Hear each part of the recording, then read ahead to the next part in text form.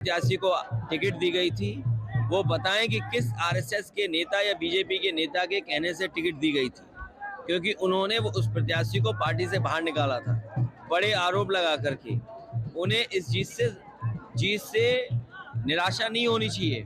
ये समाजवादियों की जीत नहीं है, ये बाबा साहब भीमराव अम्बेडकर जी के सिद्धांतों की, डॉक्टर राम मनोहर लोहिया जी के सिद्धांतों की, और जो नेताजी ने सबका सम्मान लेकर के मेल जोल की राजनीति की, सौहार्द की राजनीति की, नेताजी की जो अगड़े पिछड़े सबको साथ लेकर के चलने की राजनीति, उसकी जीत हुई है।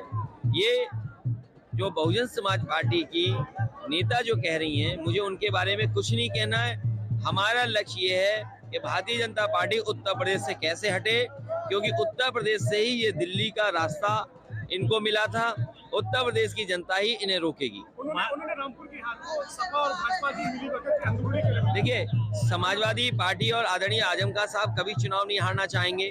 उन्हें इलेक्शन के खिलाफ बोलना चाहिए, इलेक्शन कमीशन के खिलाफ। किस तरीके से वहाँ के मतदाता और खासकर मुसलमान भाई वोट डालने ना आ जाएं, उनके कैसे नुकसान पहुंचा जाए।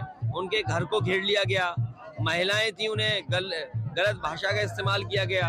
कई पार्टी के नेता निकले तो उनके हाथ पैर तोड़ दिए गए, कईयों को चोटें आई हैं, पुलिस लगा करके मुसलमान भाइयों को घर से नहीं निकलने दिया।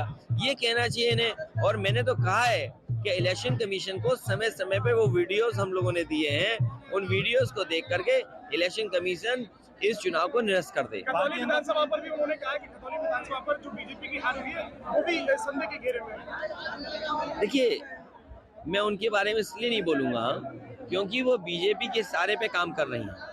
बहुजन समाज पार्टी बीजेपी के सारे पे काम कर रही है। आप पिछला चुनाव देख लो, समाजवादी पार्टी कैसे हारे, उस तरीके से टिकट दिए गए।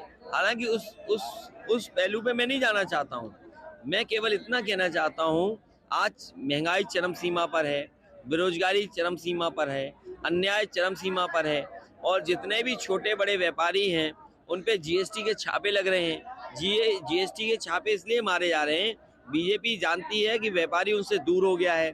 उनके कागज दिखा के व्यापारियों को डरा करके नगर निकाय के चुनाव में बीजेपी वोट लेना चाहती है। वोट लेने के चक्कर में व्यापारियों जो आरोप लगा रहे हैं समाजवादियों पे, ये बीजेपी के लोग घबरा गए हैं, क्योंकि हर वर्ग के लोग समाजवादी पार्टी के साथ चले गए हैं और हर वर्ग ने मदद की है, चाहे अगड़े हो, पिछड़े हो, ठाकुर समाज हो, ब्राह्मण समाज हो, पिछड़ा समाज हो, अति पिछड़ा समाज हो, दलित समाज हो, हमारा बाबा साहब भीमराव अम्बेडकर जी को मानने वाले लोग हो, मुस्लिम समाज हो, सबने मदद की है। ये बीजेपी घबरा गई है। अच्छा, पैसा कौन कमा रहा है? पैसा बीजेपी कमा रही है। अच्छा, ठेका किसके? बीजेपी के। जिला पंचायत आपके ठेके सड़कों के, माइनिंग में आप पता कर लो, पूरा माइनिंग की लूट कौन कर रहा है? बीजेपी। सड़कों के गड्ढे भराई की लूट कौन कर रहा है? बीजेपी। अधिकारी जो कमीशन खा रहे हैं वो बीजेपी के माध्यम से खा रहे हैं। सबसे ज्यादा लूट तो बीजेपी कर रही है। समाजवादियों ने तो अपनी जनता से समर्थन मांग लिया और नेताजी को याद करके जनता ने वोट दिया। इसलिए बीजेपी को शर्म करना चाहिए इस तरह के आरोप लगाना। एक तरफ तो ये नेताजी की दुआई देते हैं, नेताजी को सम्मान देते हैं, और वहीं जब नेताजी के पक्ष में मतदाताओं ने सच्ची श्रद्धांजलि दी तो ये पैसे का आरोप लगा रहे हैं। इनसे ज्यादा झूठा, इनसे ज्यादा बेईमान, इनसे ज्यादा खराब काम कोई नहीं कर सकता बीजेपी ज्यादा।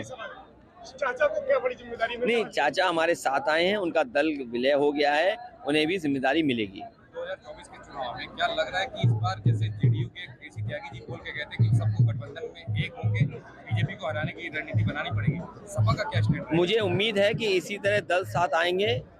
हम लोग समय समय पे जो देश के बड़े नेता हैं, जिसमें ममता बनर्जी जी हैं, केसीआर साहब हैं मुख्यमंत्री, ये प्रयास करते रहे हैं एकजुट होने के लिए। नीतीश कुमार जी हैं मुख्यमंत्री जी हैं, वो भी प्रयास करते रहे। कोई न कोई रास्ता निकलेगा और मुझे उम्मीद है कि ये जो बड़े बड़े नेता प्रयास कर रहे हैं वो सफल